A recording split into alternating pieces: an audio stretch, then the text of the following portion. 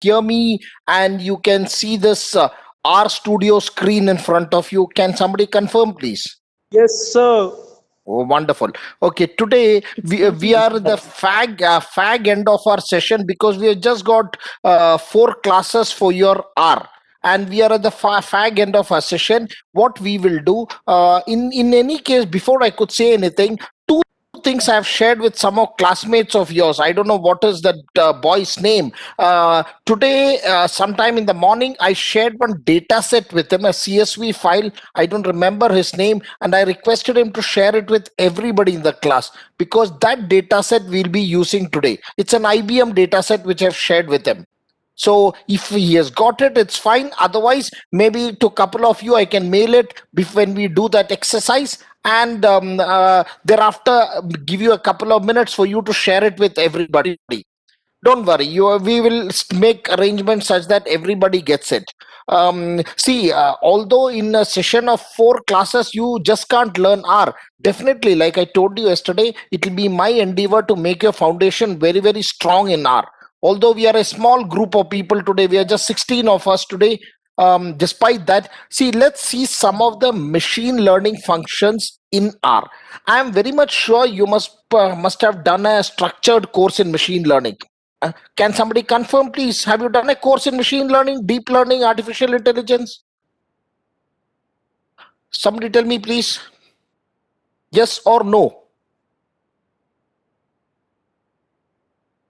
Mohammad Afzal, have you done any course or did you have a subject in machine learning?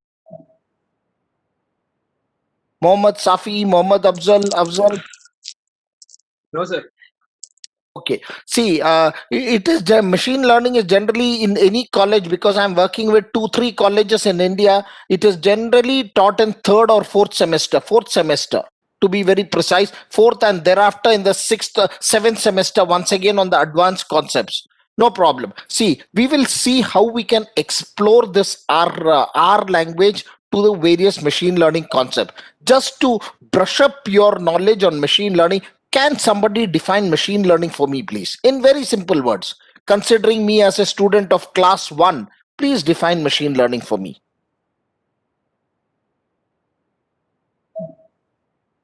Tell me, anybody?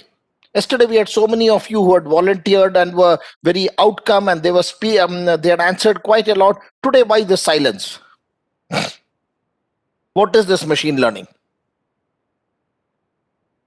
Machine learning is an application of artificial intelligence that provides the system the ability to automatically learn and improve the experience without being explicitly programmed.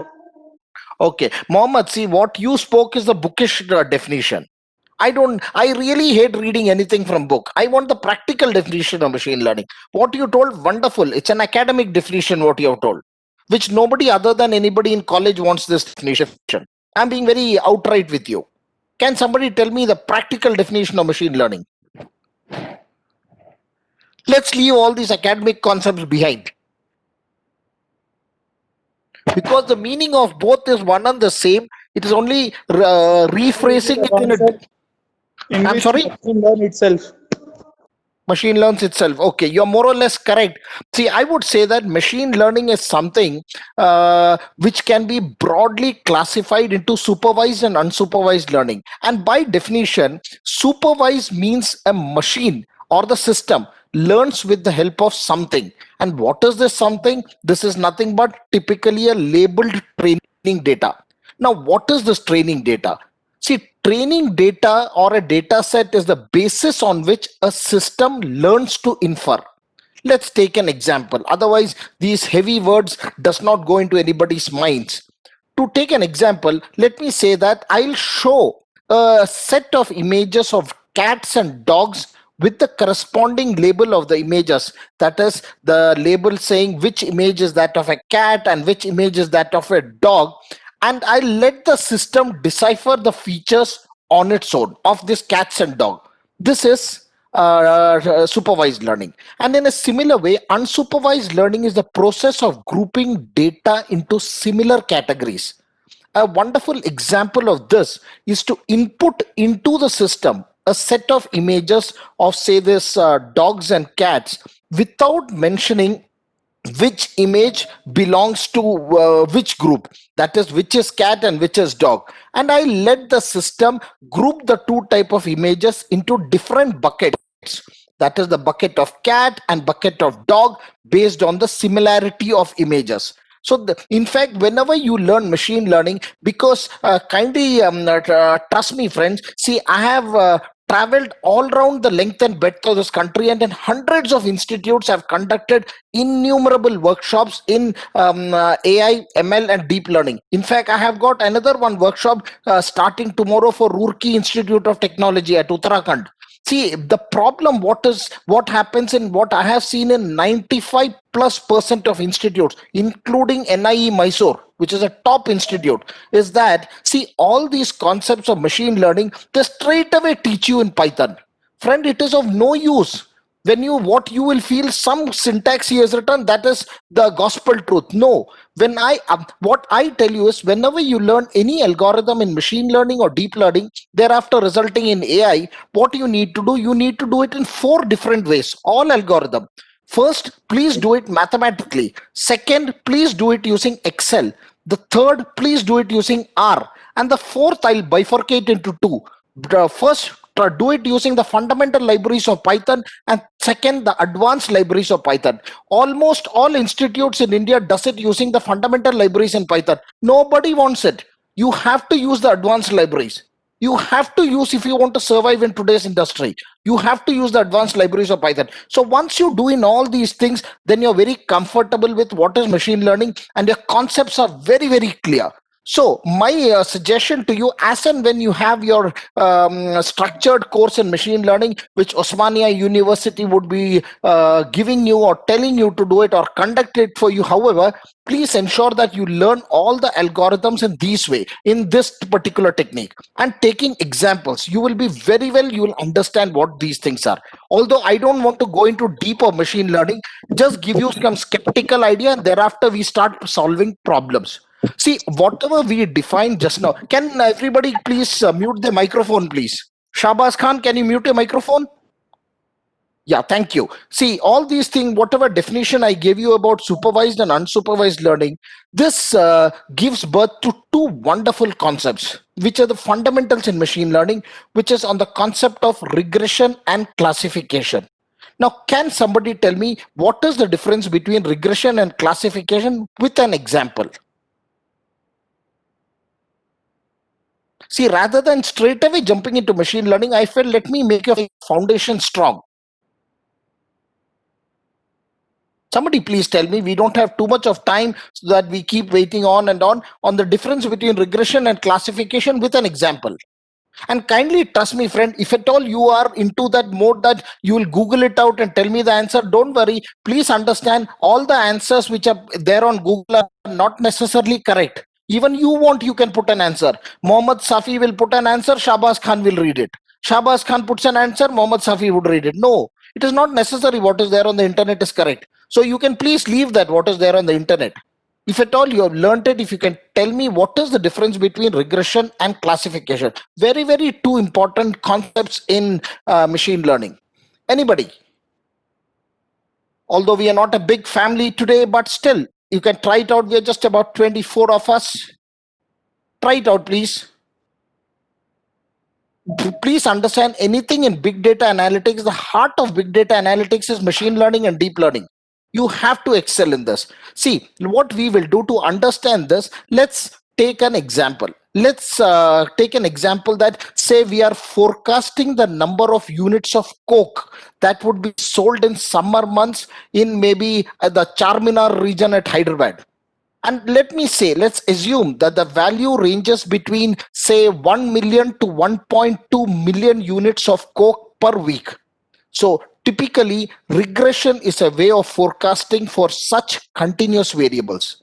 On the other hand, classification or prediction predicts for events that have few distinct outcomes. For example, you can say whether it would, whether tomorrow, that is on Saturday, would it rain or would it be sunny at Hyderabad? Friends, linear regression is a typical example of a technique to forecast continuous variables, whereas logistic regression is a typical example to predict discrete variables. See, there are a host of other techniques like decision tree, random forest, gradient boot machine, neural networks, and many, many, many more, which predict both the continuous and discrete outcome. As on today, the entire industry, whether you are in India or in US, everybody requires you not to use an isolation, regression, and classification. They want you to have a combination of both, which results in what is called as ensemble machine learning technique. You should be using that. Nobody wants separately regression or separately classification. Fine. So with this small little background, let's jump into machine learning. And you'll also have to understand, friend, it is humanly impossible, even if you give me next 100 hours to solve everything in machine learning using R. We will take few little algorithms which are commonly used. The first, what we will do, let's solve. You must have heard of an algorithm called KNN, K nearest neighbor, which is used as a model for benchmarking the performance. So for this, what we will do, I will request you guys, you can keep following what I am doing, and in the meanwhile, can somebody own up whom did I share that data set to? You One of shared it you to me, sir. yeah, kindly, if you can, Samir, give it to everybody, please. Share it to you, Actually, even sir, your I've others. already shared it onto a college group. Great, that's wonderful. Okay, now what we will be doing, we will be implementing this KNN algorithm to build a model of attrition data set, which is this attrition which had occurred at IBM. Now, of course, we are already aware from EDA, that is exploratory data analysis, that we have a class imbalance problem in the data set which we would be using. However, we will not be treating this data set for class imbalance for now, as this is an entire area on its own and several techniques are available in this area, and therefore out of scope, I would say, for the current session which we are doing. What we will be doing first, what we will do, we will load the necessary library. To load the necessary library, I'll be using a library of Python called DOMC. You can kindly do one thing, click on this install, you can type DO in small, capital MC, and please hit on install. DO capital MC, hit on install, it will install the library for you. This DOMC library is a library that enables R to use multiple cores available on a system, thereby supporting multiprocessing. So can you confirm if you have downloaded this library DOMC?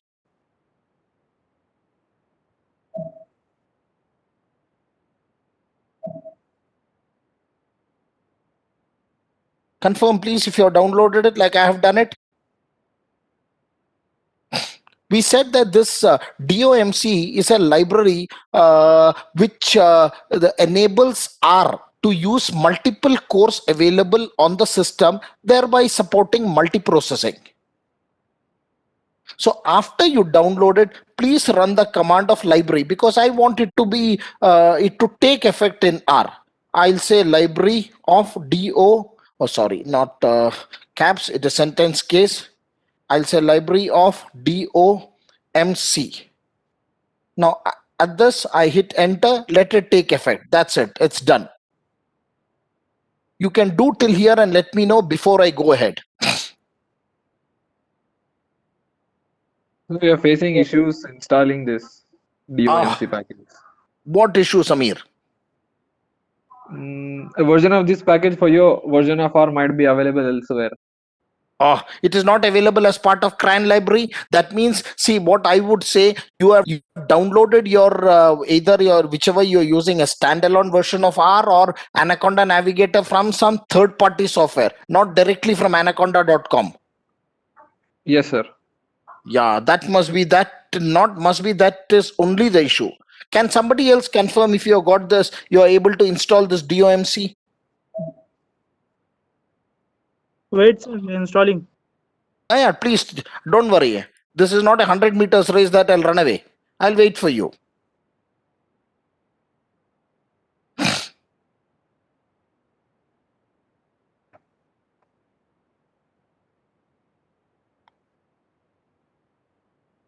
Please install this. Once again, I would repeat it out for you. What we are doing, we are trying to implement this KNN, K nearest neighbor. For in this algorithm, we will adapt a tenfold cross validation repeated 10 times to avail the model performance measurement. So during building this, the first library we have installed is DOMC. And DOMC is a library that enables R to use multiple cores available on the system, which supports multiprocessing. That's all. We have just installed this R. So kindly, if you may confirm it, great, and we go ahead.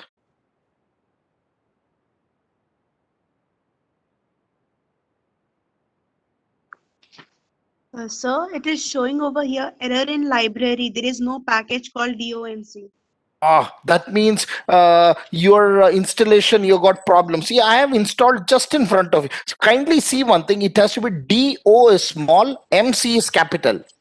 Yes, sir. And it has to be installed from the CRAN library. You just type DO, it only comes up. See, MC. This has to be installed from the CRAN library. Click install, it will take off.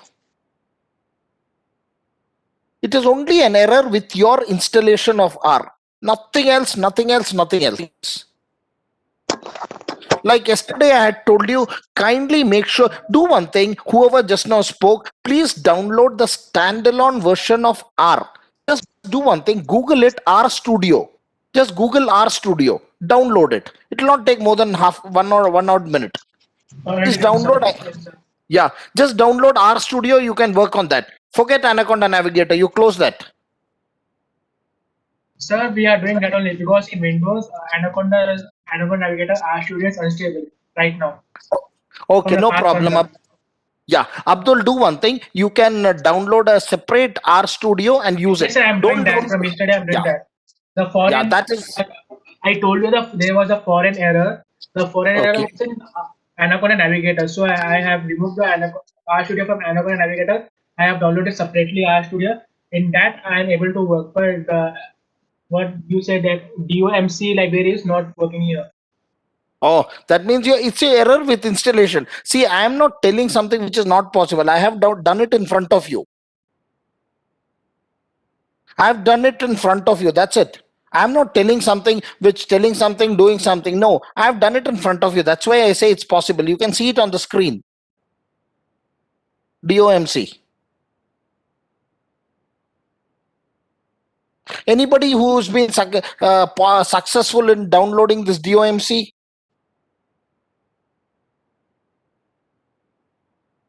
Somebody own up who has done it. This is only a problem with your installation, for which nothing I'll be able to do. I'll request you one thing, from the next session onwards, which is the next week, you may probably go back to your college and start using your college system. Kindly have a word with your HOD, request him so that you come down to your college and use the system at the lab. You should not be having these problems. Because if you are not able to download it, whatever I show is just a magic. But I would say it is not magic because I am working it out right in front of you. Anybody has, in our 32, 33 of you who are present here, 32 of you, has anybody been able to do it? Riaz, have you been able to download this? Muttalib, Riaz, Asma, Namira, Saifullah Sharif. Somebody tell me who has been able to do it. Shabaz Khan, Syed Musa.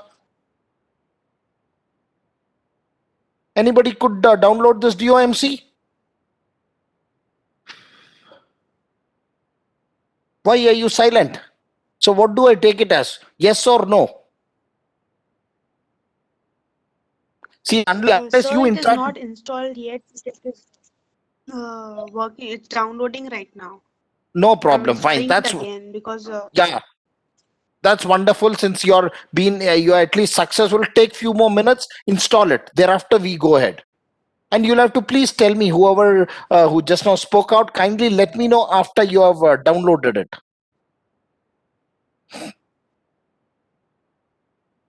Like, please understand, like what I told you yesterday, speed is the essence for all these things. And for speed, you need to have a good system with you. And I even told you the break yesterday, what needs to be done. Just a question of 200 or Sir, it's showing 250. Yeah. package DOMC is not available for this version of R. That means you must be using an older version of R. Which version of R are you using?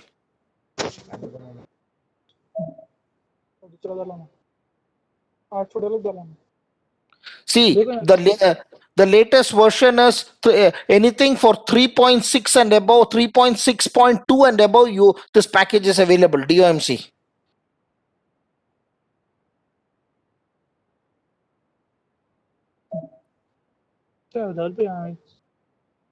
Kindly, if you all of you can, if you can mute your microphone, please. 3 point कौन सा है? पता नहीं रे थाना college कहाँ चलेगा? Please mute your microphone, brother. Whoever is speaking out. Sir, will you tell me the latest version of this R Studio? See, which is the version of this R Studio? Wait, if you want to know about the R Studio, I'll tell you. See, you are running it on Mac. For me, it is 1.3.1093. It is, I think, anything more than 3.6 is great. Which is yours? Which version are you running? Or when did you download this R? Or did you download an old package? Just do one thing. I downloaded yesterday only, sir. No, you just download, you just Google it out on R Studio. That's all. Just download R Studio. That's only I have downloaded. It should give you the latest version. One of the girl had just answered back that it is downloading. Who is this? Can you just tell me if you have been able to download it?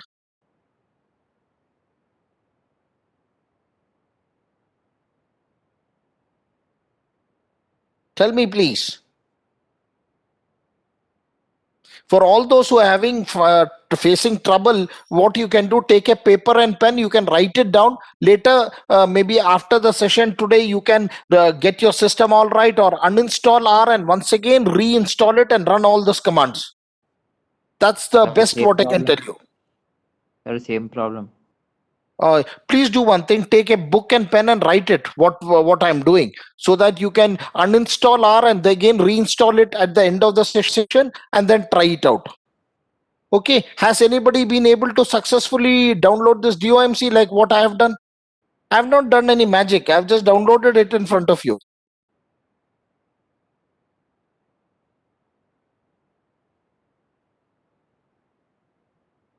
No, sir, no one has. Nobody now. It is your problem. It is not. See, this is a problem for which I can't do anything, because it is the problem with your system. That's what I said. If your system has got games, music, for sure it won't download. Please uninstall, get your system back to factory setting, or use your college system and you can work on R. And it is not that I am telling something, I'm doing it in front of you. Fine. Shall we go ahead? Please write it down. Those of you who are not able to download it, please just write it down. Okay. Now, after this, what you do, you install another library called Caret. So I go into install, I say C-A-R-E-T. It on its own, it tells me Caret. I click install and I install it from the CRAN library. I install it. It will take few seconds for it to install Caret. And once after it is installed, I'll run the library package. It is done. So kindly, the next step, you can install this Caret. I will then run the library package. I'll say Caret for it to take effect.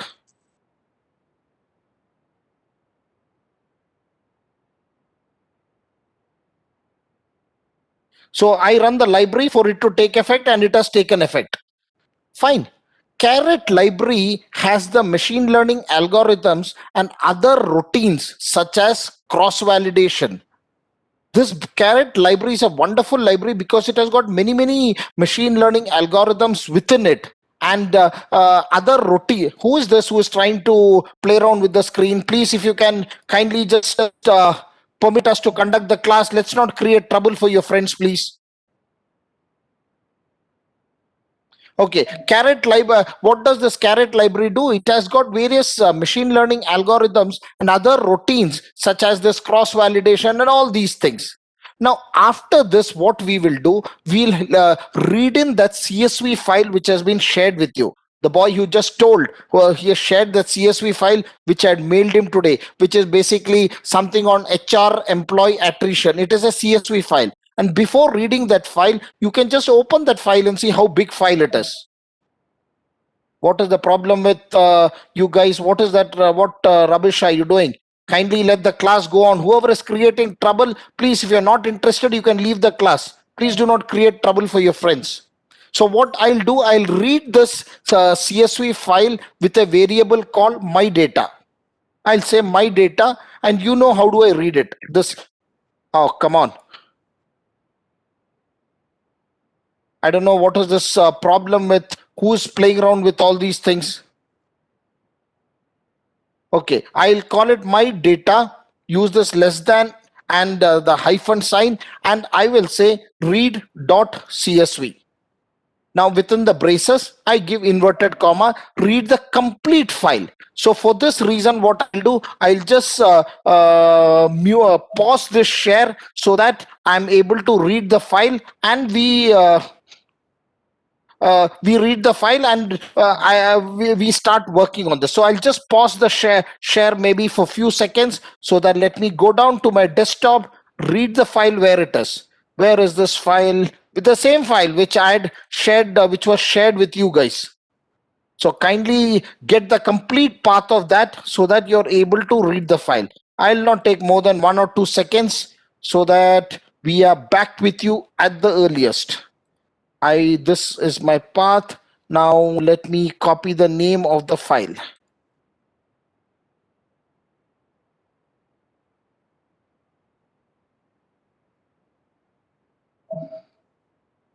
Okay.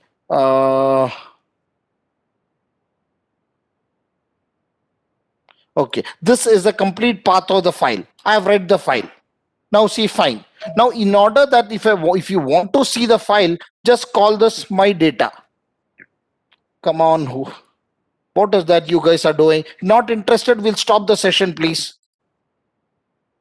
Yeah, this is the complete data. This data has got 1442 rows.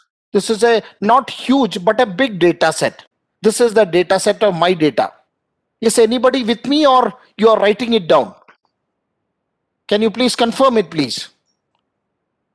You are writing it down, sir. Yeah, fine. See what I have done. I have just read the data set. This is the complete path I have given. And in R, how do you read it? It is read.csv. I have read the complete data set. And just so that I visualize the data, I call the variable back, which is my data. It tells this is the huge data set. This data set has got, see the summary of the data set. This says it has got about 1442 rows. So if you have written it, you can kindly tell me, or if you're keying it, that is also fine. But I'll suggest what you need to do, open a new project, just key in the command, don't run it. Because if you run it, it will give you, since it's giving you errors, just key in the command, write comments, that is put a hash sign, write some comments, leave it, save it and keep. So that later when you want, it becomes very easy for you to reciprocate it. Done, sir. Done. Okay. On the right hand side, please see this says my data has got 1470 observation of 35 variables. That means 35 columns are there in my data set. Now what I will do, I have read through my data set. Now my task is, I have to, for this KNN, K nearest neighbor, I have to remove the non-discriminating discriminatory features as identified during exploratory data analysis from the data set. So in order to remove the non-discriminatory features, what I will do, first let me have a look at the column names. This says, where are my column names? Yeah.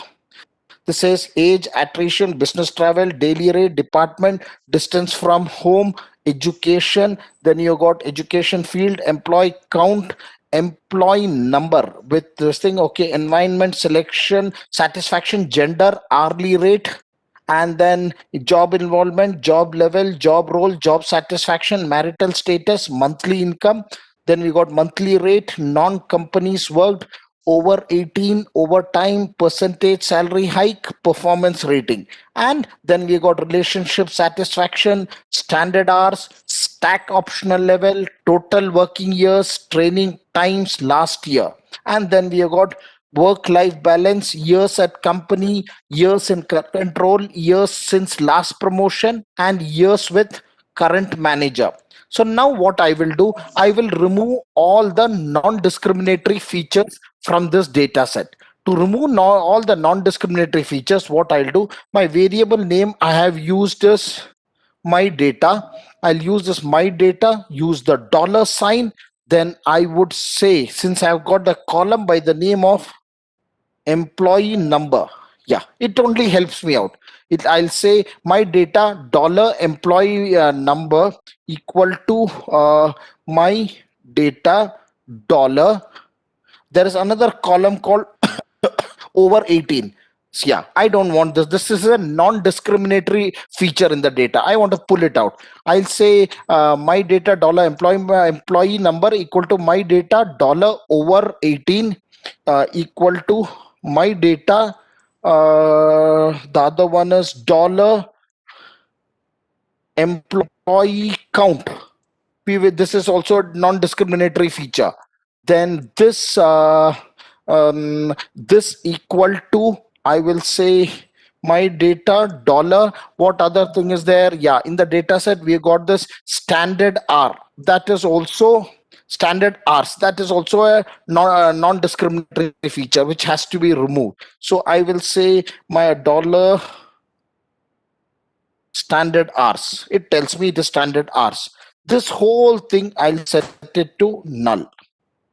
Now when I execute it, yeah, it says fine, goes to the next.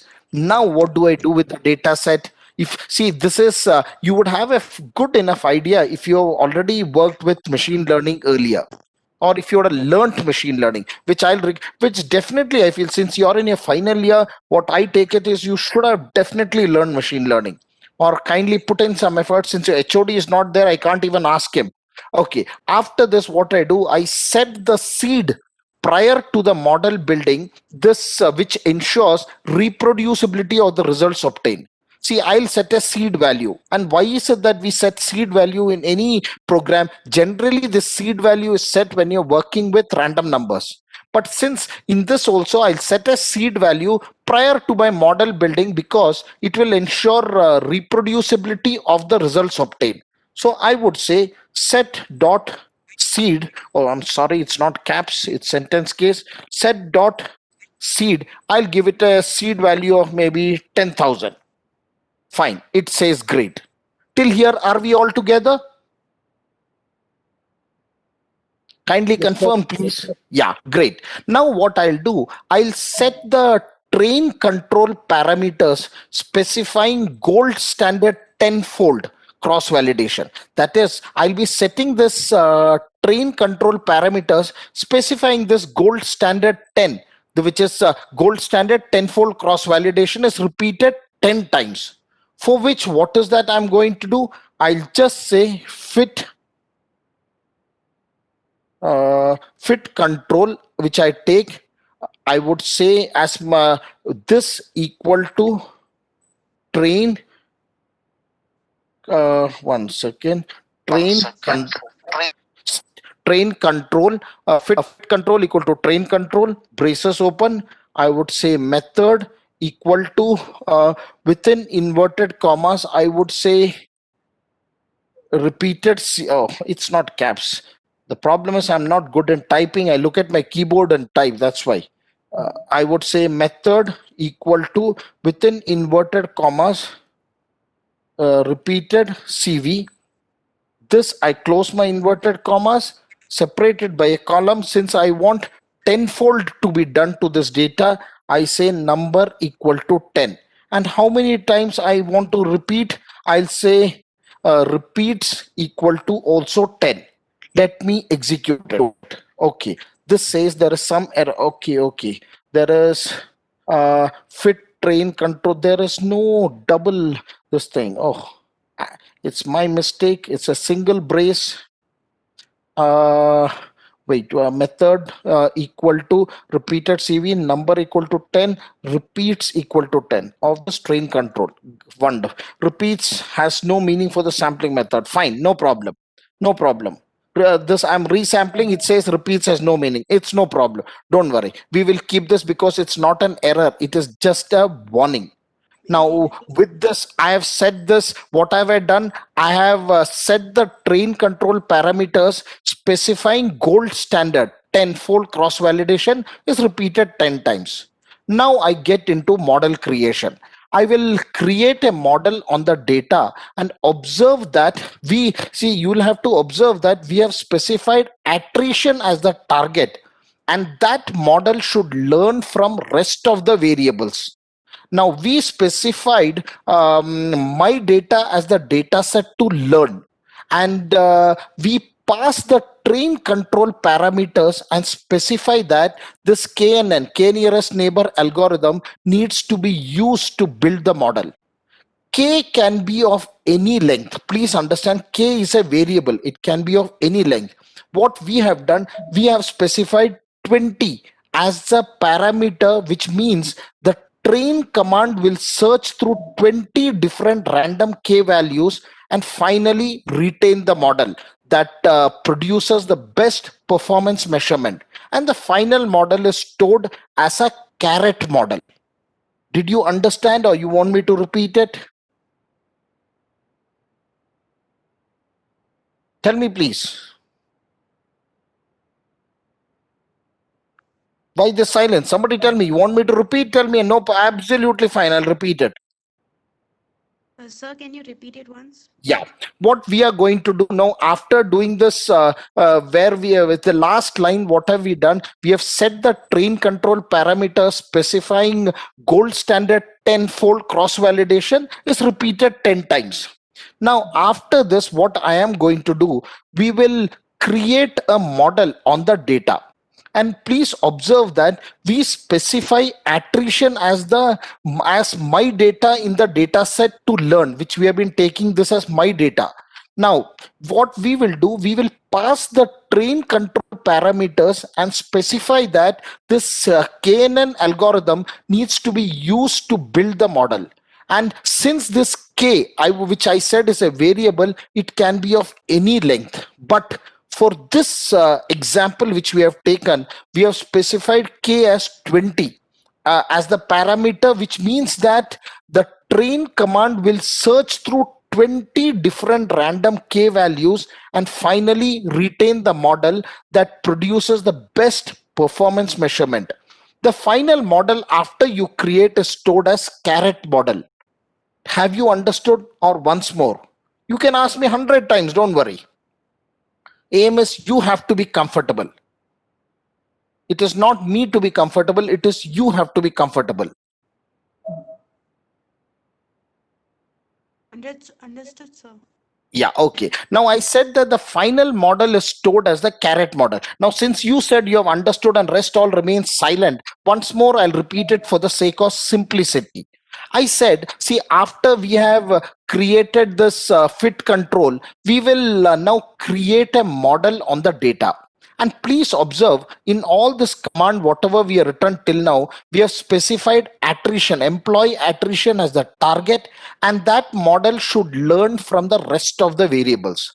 So we specified for all this, whatever we have taken, my data as the data set to learn.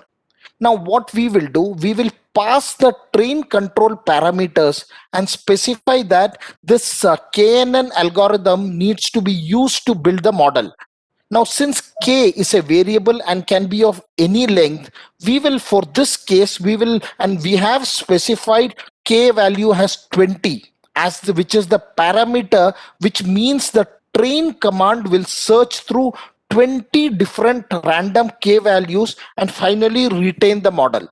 And it will retain the model that produces the best performance measurement. And this final model, whatever we create from this, is stored as the caret model. So what we will do, we have to, whatever we have told, we have to replicate into words which R will understand. I will say I'll use the variable name as what I told, carrot model. As my variable name, I have to train my data set. Train of what? I have to train of attrition, the entire attrition. So I'll say attrition. Yeah, attrition tilde. I'll tilde attrition full stop and then comma. And my data which I'm using is my data. Then train control is my fit control in this example. So I will say train control as my fit control, and the method I'm using is knn. So I say my method is knn, and this knn I put it in inverted commas since this is my method that I'm using. Double inverse, yeah, knn. Then what I told, the tuning of this data set, I've taken the k value as 20. So I have to say, since k is the variable name, I have to say my tune length is 20. Now after this, when you run this, because I am running the k nearest neighbor model, few seconds it would take because it has to generate that model. See, when the thing is working in R, you get a reddish sign over here. This is the sign which you see. That means it is being executed. And once it's executed, it changes to green in color. It's completed, it changes to green in color. Since the model is being generated, that is why it is taking few seconds. If at all you would have had your system running this, you could have executed on your own and seen it.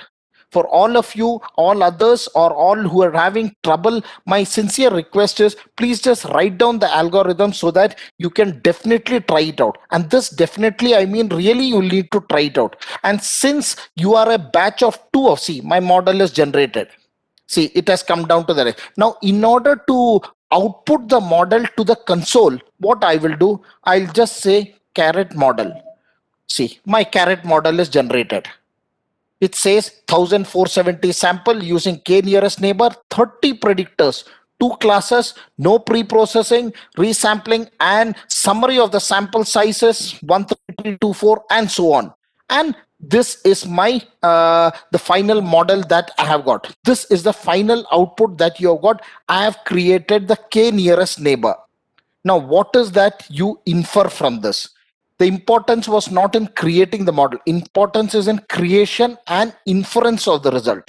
See, from this, we can see from this output that the best performing model is when k equal to, see, when you go through this whole lot of thing, you will find the best performing model is, which is the best performing model? 0.081. When the value of k is 5, isn't it? When the value of k is 5. And what kind of accuracy we get? We get about 81% accuracy. See, please see over here. See this. I said in order to see what is the which is the best performing model, what you do, see, I'll have to knock it off. See, in order to see the best performing model, you'll have to check the value of this kappa, whichever is highest. Since this 81 is highest, the first one, 0.81, yeah. So you say the highest accuracy is when the value of k is 5, which gives you an accuracy of 81.92. So this is what becomes your highest accuracy. See, in realistic project building solution or in the industry, just identifying the best hyperparameters is not enough. A model needs to be trained on a full data set with the best hyperparameters, and the model needs to be saved for future use. In this case, what we have done, this carrot model object already has a trained model with k equal to 5. Therefore, we do not attempt to retrain the model with the best hyperparameter. We just don't try to retrain the model with the best hyperparameter. Now, in case, see, let's presume that we don't know which is the best performing model. Forget it. How do I find it out on its own? How do I tell R to tell me which is the best performing model? I'll just type carrot model, dollar, final model. This, when I execute, it tells me, see this, when the value of k is 11, it tells me is the best performing model. Go back to 11. This says when the value of kappa is 0.069 and the accuracy is 84%, it is the best performing model. So this is, you have to go by what R tells you. You don't have to decide anything, just go by this. And down below is the training set outcome distribution. And after this, till here, are you comfortable what we did? We have solved this KNN. Is it fine for you? Tell me, please. Yes, sir. Yes, sir. Okay. See, the next step, what you do is to save your best models to a file so that you can load them up later and make predictions on unseen data. Now, to save a model to the local directory, we use the save RDS R command, save RDS. That is what I do. I will say, if I want to save this model in my directory, I'll say save RDS. It on its own tells me save RDS open close brace. In the model, in the braces, I write caret model, which is my variable name which I have taken, and I want to say save it by some name, say production. Let me say, what do I say? Let me say production model dot RDS. Once I execute this, it will be saved by this name production model dot RDS. Now, in this case, the caret model is saved as this production underscore model dot RDS in the working directory of R. The model is now serialized as a file that can be loaded anytime, and it can be used to score unseen data. Please understand, loading and scoring can be achieved. You know, how do you load the data? If since you are doing R for the first time, let me tell you how do you load the data. To load the data, let me use a variable loaded underscore, let me say model. Loaded underscore model, I give the assignment operator. I'll say read RDS. Read RDS. What do I want to read? I want to read the file which I've just saved, production model dot RDS. I'll just copy the same name over here, so I don't have to reinvent the wheel. I'll just put it in double inverted comma production model dot RDS. When I run it, it says it is loaded the model. Now, using this loaded model, we can make predictions on unseen data. How do we make the prediction on unseen data? Let me say my variable I use is final predictions. Use the assignment operator. I'll say predict. What do I need to do? I need the loaded underscore model, and I need the unseen data, unseen underscore data. Now, when I run this, see, since I have not categorized my data as unseen data, we have to categorize the data, then I can use this. But the syntax is 100% correct. This is what is to be done for you to load the data and predict the unseen data. Till here, are we comfortable?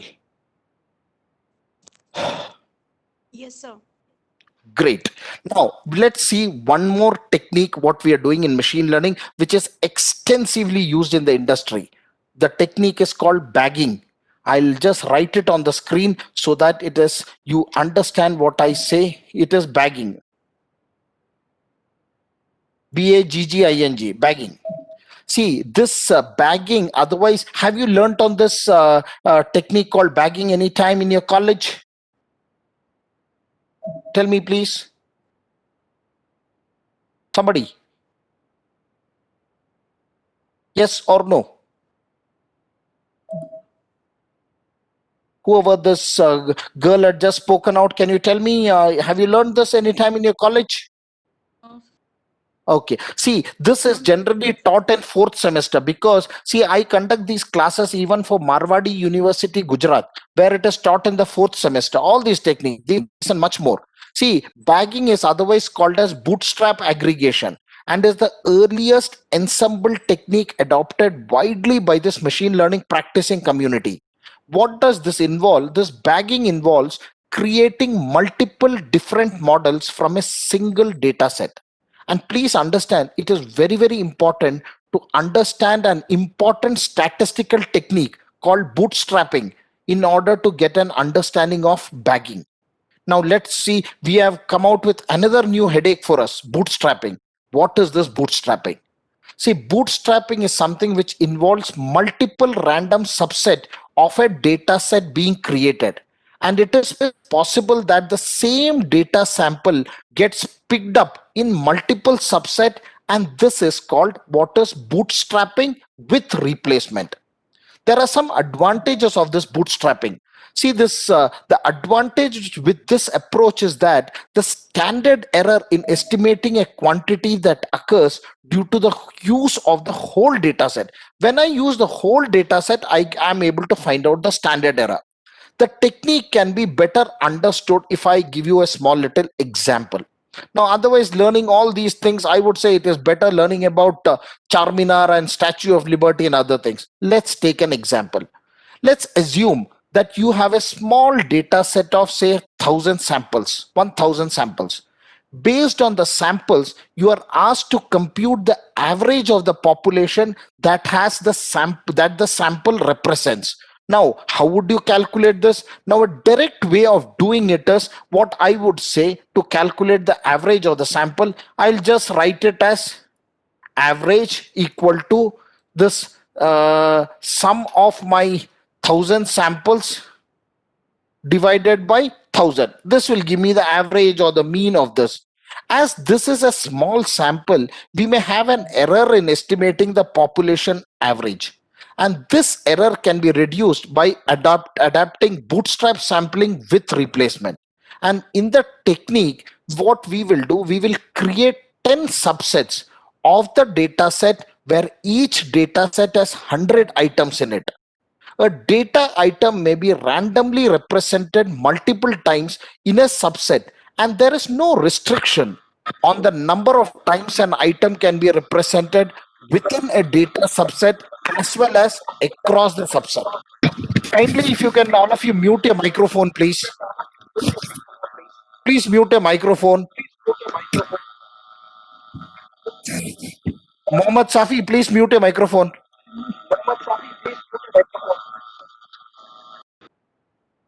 Yeah, okay. Now what we do, we take the average of samples in each data subset. Therefore, we end up with 10 different averages.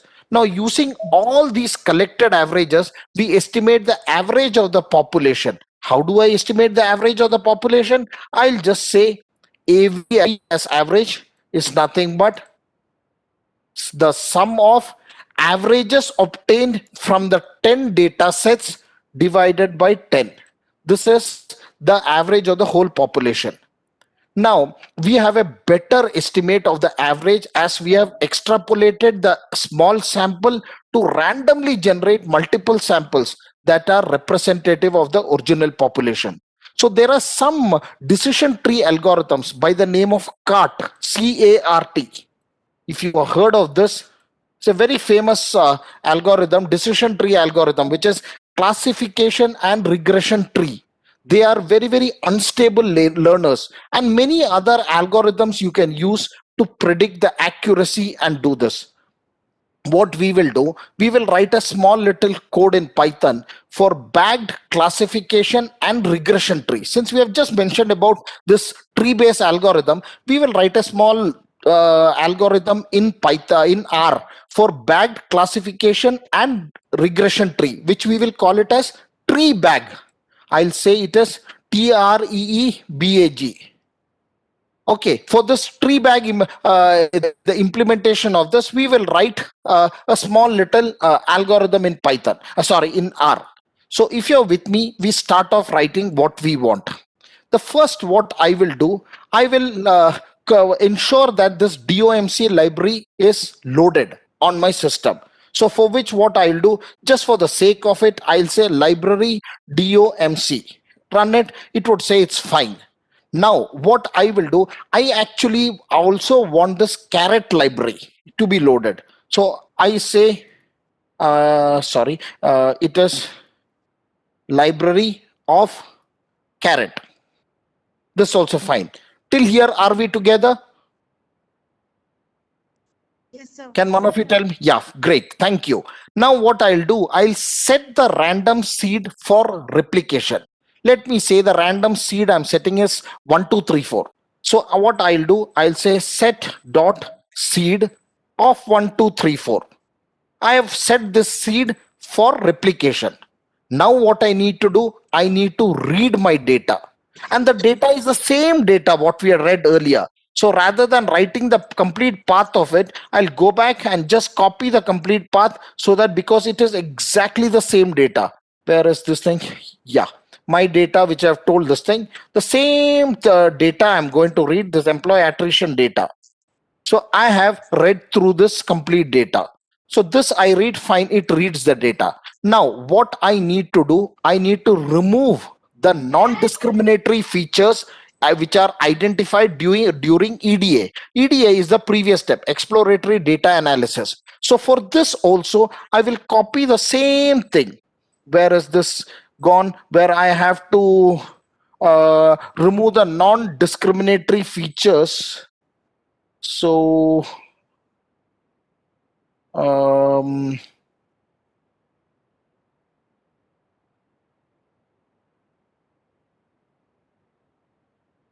chalo, no problem. Let me write it again. I would say my data dollar employee number, my data dollar employee number, then this is equal to my data dollar over 18 over 18, which is equal to my data dollar I would say employee count, which is equal to standard hours also. My data dollar I have to say standard hours. This whole thing I'll set it to null. Execute it. It says it's fine. Till here we are comfortable. Now what I have to do, I have to set up for cross validation. To set up for cross validation, it's a little bit tricky approach. So what we do when we set up for cross validation, I will use a variable by the name of CV control, which I would say use the assignment operator. I would say please train control. Just I type train, it tells me what is the syntax. I don't have to trouble myself. And the method that I will be using here will be repeated CV. So I say my method is repeated CV. The method I use is repeated CV, and how many times I have to repeat. I'll say how many times I have to repeat is 10 times. Then what do I need to say? What is the number which I have got over here, which I need to use? Number of observations. I'll say 10. Then what do I need to say? Whether should I allow parallel input of entry or not? I'll say let it be true. I'll say allow parallel equal to, let me set it as true. Execute this. No problem. This is a warning. This is not an error. Okay. Till here, are we fine? And kindly, if you have written it, just sound out, please, so that we can continue. 1 minute, sir. 1 minute. Yeah, Yes, sir. please. Okay, great. Now, after this, that is what we have done. We have set up cross validation. Now I have to create a model with the tree bag and observe that the number of bag is set as 10.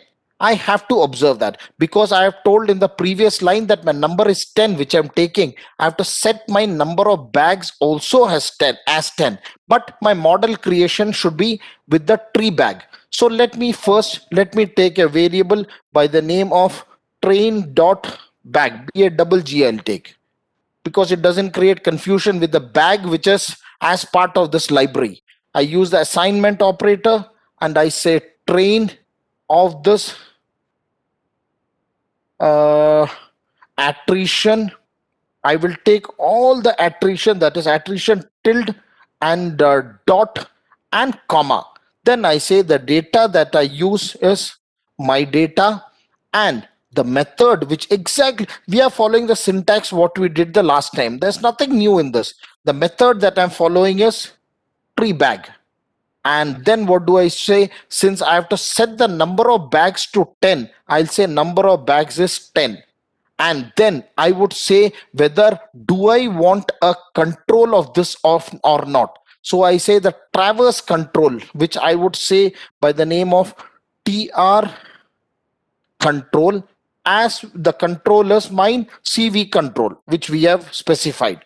And let me set even the importance of this. I would say let my importance be set as true. When I execute this, this says wonderful. It just gives me a warning. No problem.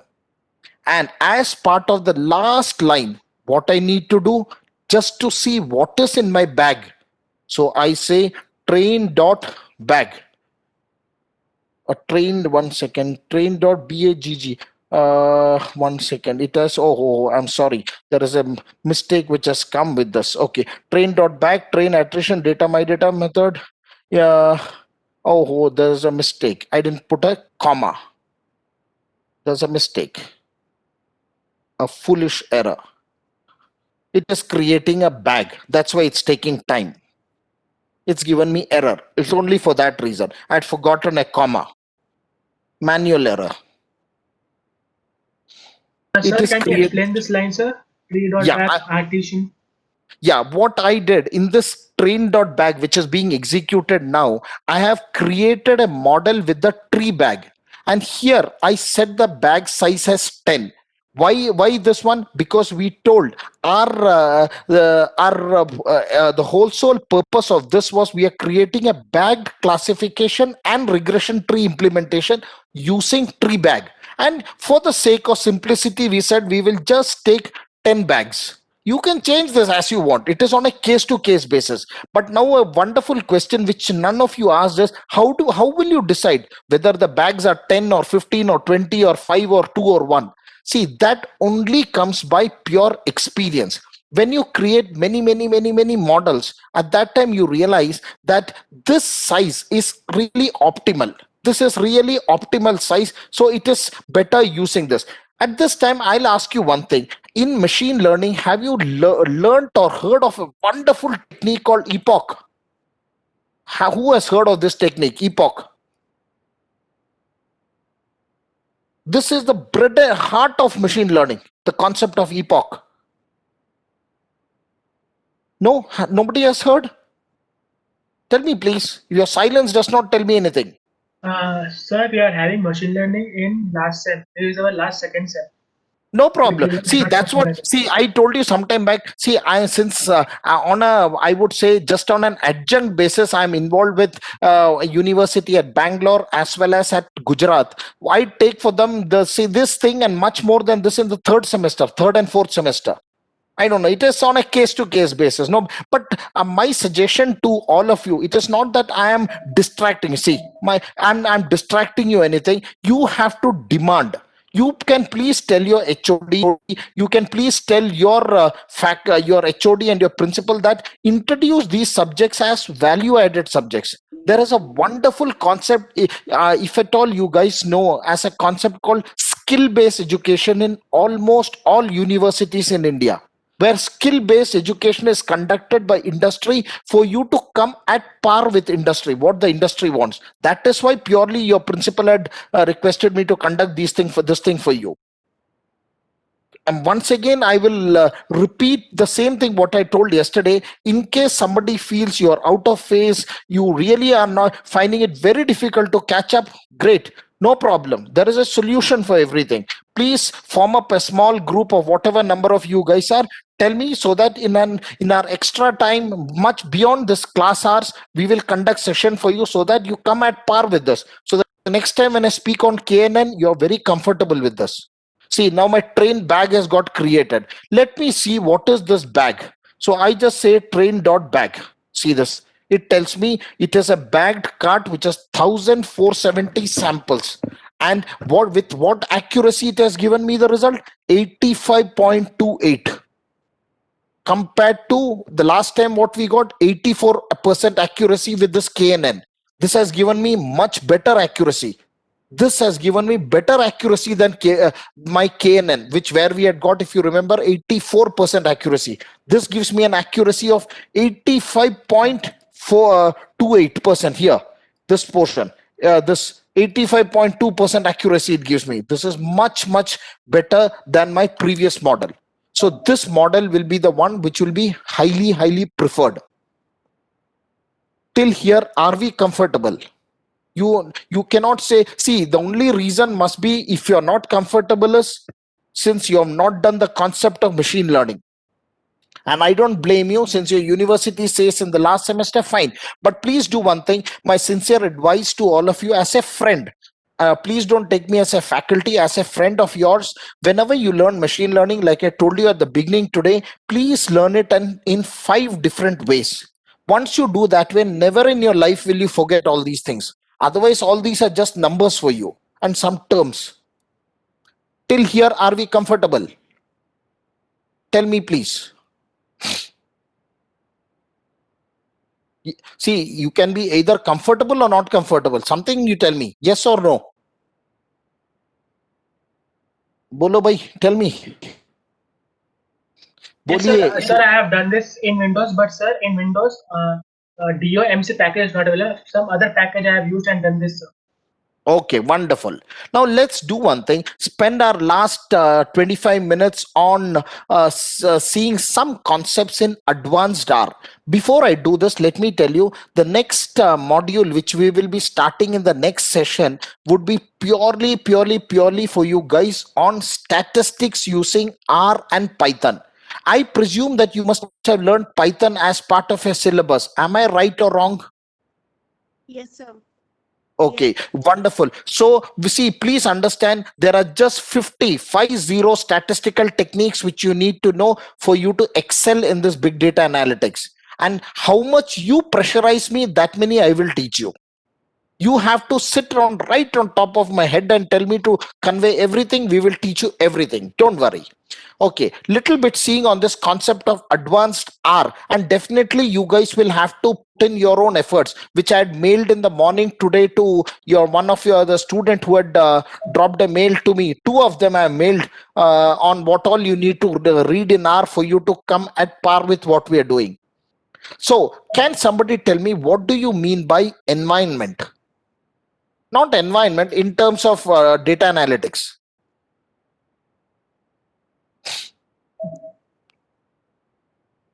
Okay, fine. See, environment is basically where you're operating, from where you're sourcing the data. See, environments can be useful data structures in their own right because they have reference semantics. When you modify a binding in an environment, the environment is not copied, it's modified in place. So keeping this small little concept, let's see what this thing is. I will request you guys, you will have to install a package before we begin to do anything in advanced R. That is, the package name is PRYR.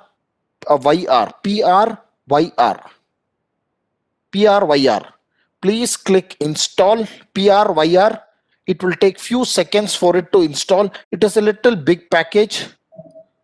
It will take few little seconds, install the complete package for you, and thereafter we start working. We run the library, done.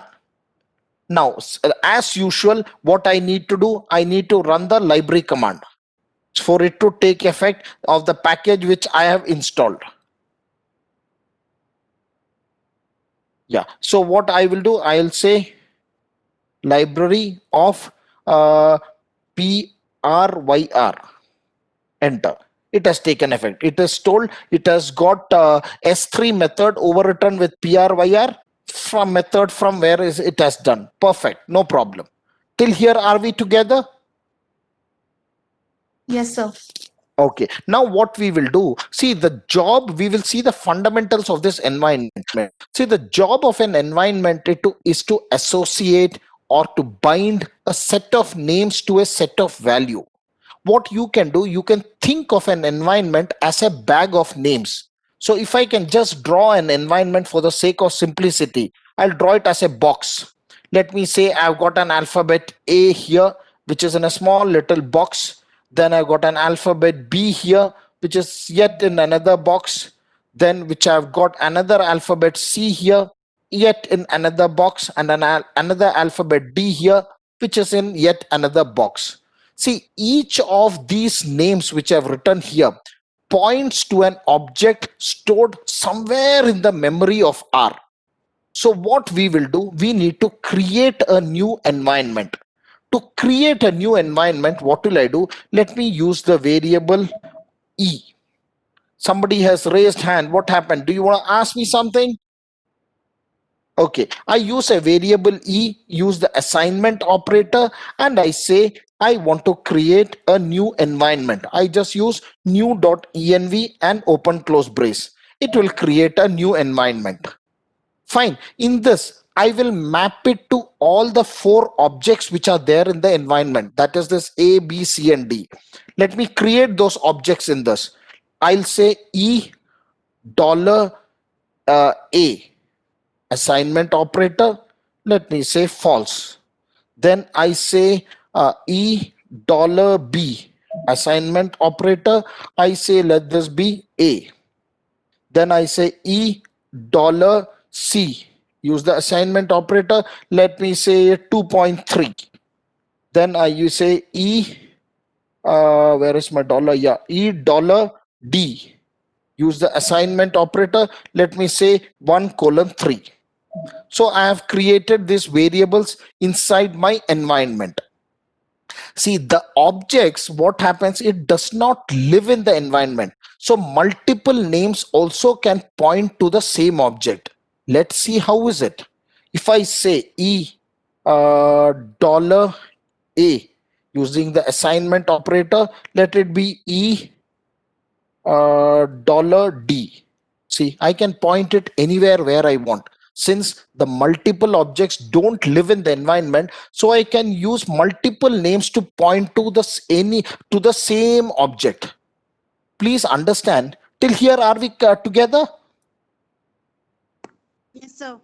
Okay. See, confusingly, they can also point to different objects that have the same value.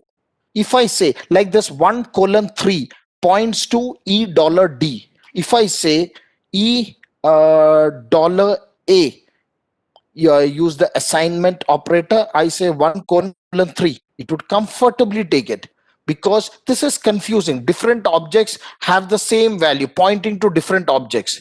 Now, if an object, please understand, if an object has no names pointing to it, it gets automatically deleted by what? By the garbage collector in R. Please remember this words garbage collector in R. See, every environment has a parent that is another environment. Okay, what we will use the metaphor of a family to refer to environment. The grandparent of an environment is the parent's parent, and the ancestors include all parent environment up to the empty environment. It is really rare to talk about the children of an environment because there are no backlinks. Given an environment, we have no way to find its children. There is absolutely no way by which you can find its children. So you can access any environment on the search list using this as dot environment. Just key in this one, as dot environment, open close brace. See, or if you just say search open close brace, it tells you all the various environments which you have got on your system which is loaded with this. Say from all these things, I want to use statistics package because R was predominantly designed and developed for purely statistics. And even today, it is the #1 statistical tool anywhere in the world. And it has been continuing for the last 5 to 6 years, not because I say, it is because Forbes Business Review US says that it is the #1 statistics package, and it will continue to be #1 statistics package for the next 15 to 20 years at least. That is what our ecosystem says. If I say as dot environment and within braces, I say package I want to use as stats. it starts using stats. I'm now using this package stats. So this is how you shift this or start using this environment. Okay, you can also, what you can do, the default parent provided by any new environment from which it is called is the global environment. That is, if I say assign it to new.env open close brace, it is the new environment. Here, to find the parent of the new environment, what do? I just say parent.env of e. It tells me the parent. It is a global environment. And the easiest way to modify the binding in an environment is to treat it like a list. You must have learnt of list in Python. It's a very easy way to modify the binding in an environment is to treat it like a list. Let's see how do we do it. I'll say $A, use the assignment operator. Let me say 1. Then I say $B, using the assignment operator, I say 2. Now, if I say I want to see what all are the items in this E, I'll just say ls of E. It will tell me it is A and B in E. And if I want to know what is the value of this A, I just say $A. It will tell me it is 1. By default, this ls which we have used only shows names that don't begin with whatever this value. Okay, till here are we comfortable? Yes, sir. Now let me assign this a value 2. That is, I want to replicate A once more. Since I know A has been given a value 1 and B has been given a value 2. If I want to replicate A, what will I do? I'll say $A, use the assignment operator and say 2. That means A gets done twice. Now if I say ls of E, it will say, oh sorry, it is ls of E. It will tell me it is A and B.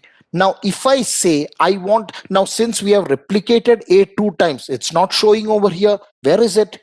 What I'll do, I'll say ls of E and I'll say all dot names as true. Now it will tell me ls of E of all dot names equal to true. 1 second. It has to give me A the second time in this. Oh, I'm sorry, my mistake, a small typographic error. I need to say $.A, assign it a value 2. That means it gets multiplied. Now when I see the ls of E, it will tell me A and B. When I say ls of E, comma, all dot names equal to true, it will tell me, see, A 2 times.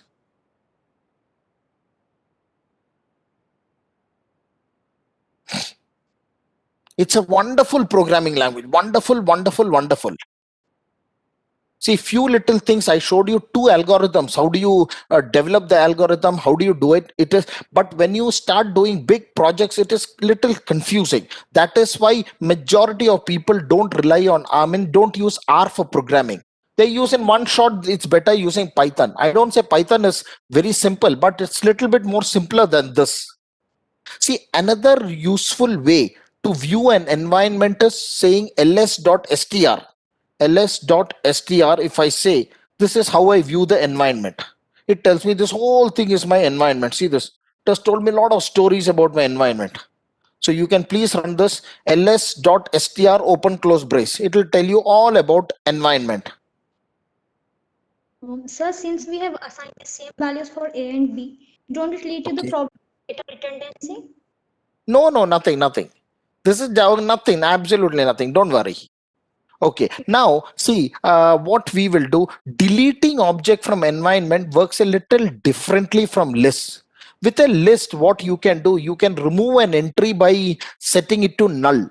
And in environments, that will create a new binding to null. Instead, what we will do, we will use this RM open close brace. That is remove the binding.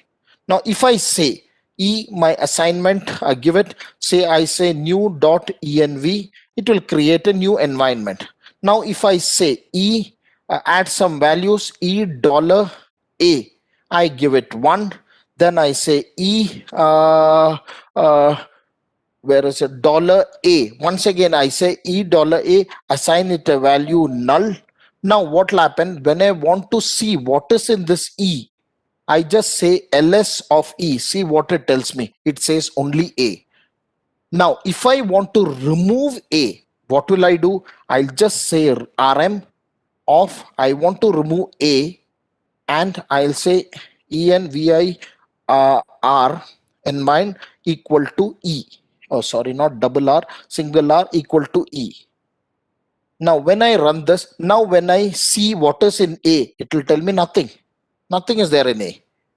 You can also determine if a binding exists in an environment with this exists open close brace. See, like this get open close brace, this default behavior of this exist open close brace is to follow the regular scoping rules and look in parent environment. And if you don't want this behavior, you can use inherits equal to false. It will not display this behavior. Let's see what do we mean by this. Are we together? First tell me that, rather than me rattling out something, and if you're not with me, there is no fun in this game. Tell me. Yes, sir. Okay, now what I'll do, I'll assign X a value 10. A value 10.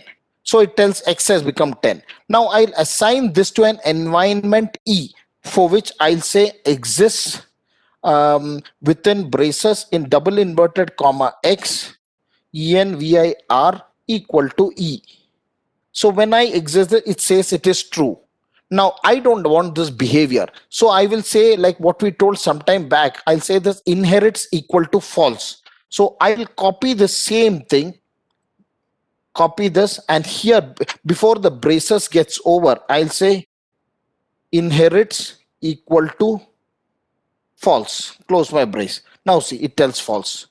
Now to compare the environment, what do? You will use identical open close braces, not equal to equal to. That is, to compare environments, you use identical open close brace, not equal to equal to. Let's see what it is. For this, I'll say, continuing with what we have done, let me say I create an identical environment of what? Of a global env open close brace and my environment open close brace. I create an identical environment. Fine, till here are we together? This has told me it is true. Now if I say the global environment is the same as the environment in which you're working, what do you feel will be the result? Without you executing it, can you tell me? If I say the global env is, I assign this the environment open close brace, what should be the result? It has to tell me it is an error, because this is only possible for atomic and list. Have these concepts very, very, very, very clear, please. Fine, are we together till here?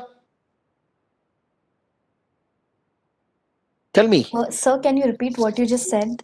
Sir, can you Okay, repeat the last yeah. global? Okay, see now what I did in this, where is my thing gone? Where I have started with this identical. This I have tried to compare two environments. So in order to compare two environments, I use the variable identical. So I have used this variable identical. I have told I want to compare this global environment and the local environment. So I use identical open braces, global environment, open close brace, comma, environment. Then it told me what it told me it is true. If you see over here, identical global env environment true. Then I told if I try to assign this global environment to the local environment, it says it is not at all possible, because it is only for atomic and list type. That is what the error message I got. Fine, or not fine? Why is that you have gone silent? But what my expectation is, by the time we finish this 50 hours with you, I want you to be master of big data analytics. Trust me, the syllabus is little tough for the reason that I have picked up 10 trending technologies, top 10 technologies in big data analytics as on 2020, which has been incorporated in your syllabus. And the most simplest one is R, with which we have started. Slowly the difficulty will keep building up, but believe me, you'll have a wonderful journey as we go ahead. You'll enjoy it, provided you don't miss any class. Kindly do not miss any class, and please don't be ashamed to ask any kind of a doubt or revert back to me anytime. You can even drop a mail. I will reply back to you at the earliest possible opportunity. I've got little hectic schedule. At the earliest possible opportunity, I'll revert back to you. Or if at all you're comfortable, you can even speak to me at 944 935 7416. This is my personal number. You can call me anytime, have a chat with me. We will clarify all your doubts. 944 935 7416. Okay, now let's see how is it that we are able to do recursion over the environment. See, what does this environment do? It forms a tree. So it is often convenient to write a recursive function. And what we will do, we will see as to how, by applying our new knowledge of environment to understand the helpful library which we had installed, PRYR. So in order to do recursion over environment, I'll just, for the sake of convenience, I'll run this library PRYR. Fine, it has taken effect. Now what I will do, I'll assign X a variable 5. It says great. If I say, where is this X? What will it tell me? Where is this X? It will tell me it is in the environment, in global environment. But if I want to find out where is the mean of this value located, I'll say where mean. What will it tell me? It will tell me it is at the base environment. These are what are the scoping rules of R. See, the definition where which we have used here is very, very straightforward. It has two arguments: the name to look for as a string and the environment in which to start the search. So you got two things in this where which we have used in the last two statements. The first is the environment, is the name to look for as a string and the environment in which to start the search. So continuing with this run what we have been doing, let's write small little one program in R. If you guys are with me, tell me. Or is it just switched you off? Yeah, tell me please. Here in the second argument here, instead of mean, can we give the name of the environment directly? No, you can't. Try it and see. Okay. Try it. It won't respond back. See, I use purposely this mean and X of the within this braces of where, because these are the scoping rules of R.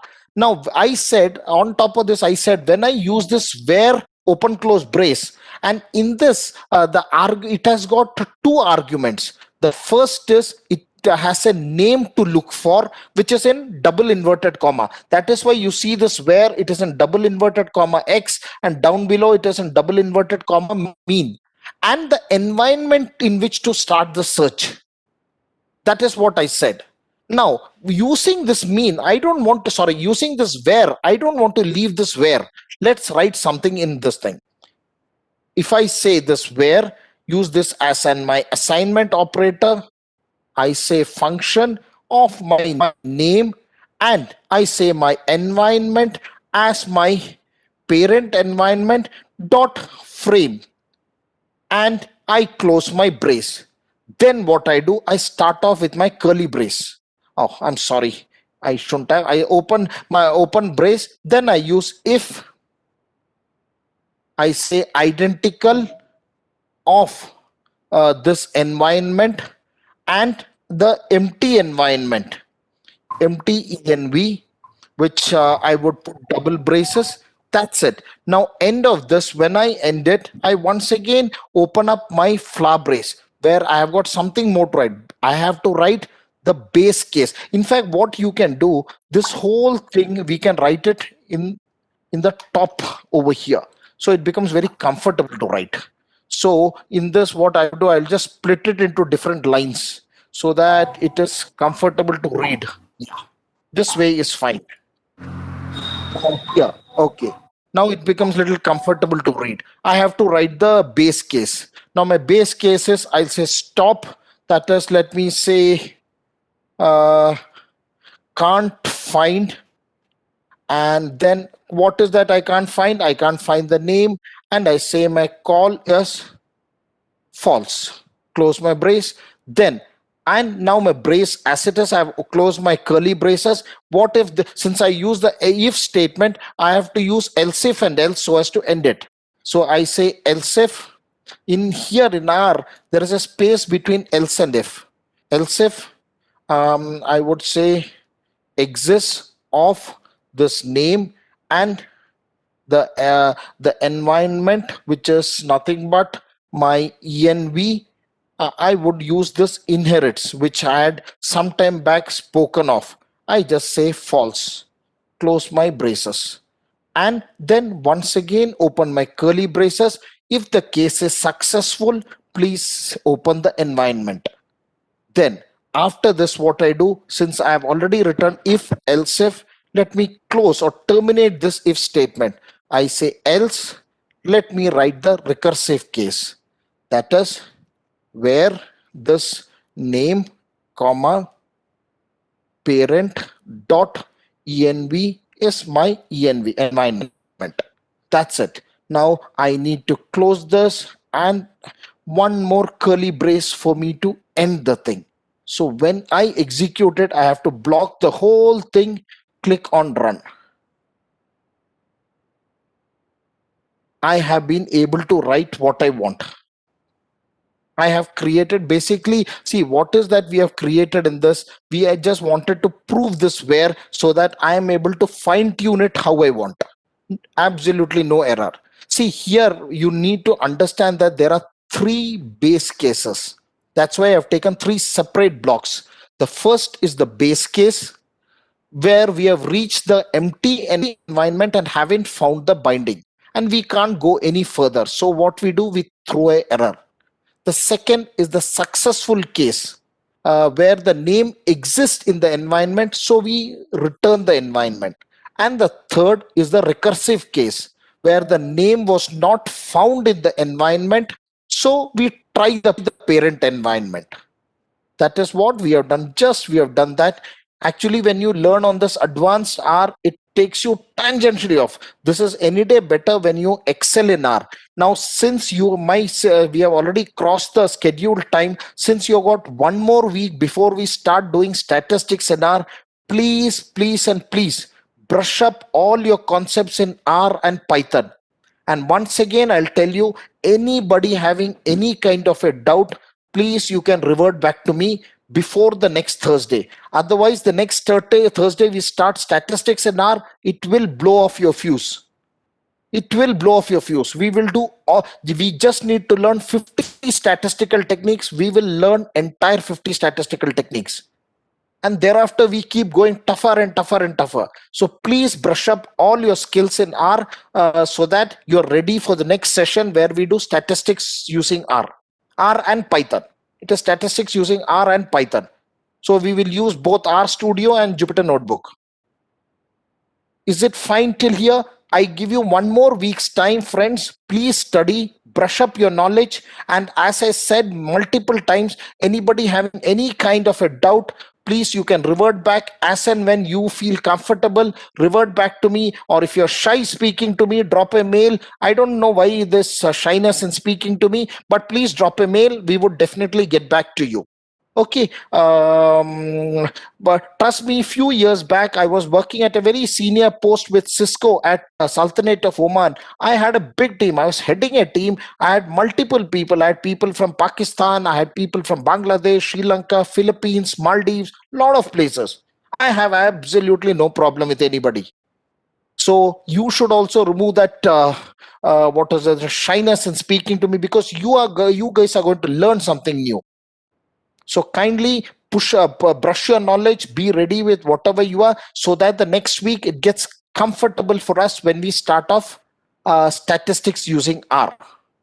So that's it, the end of the session. I would say thanks a lot, and we would meet up the next Thursday. Have a nice day. Okay, sir. Thank you, sir.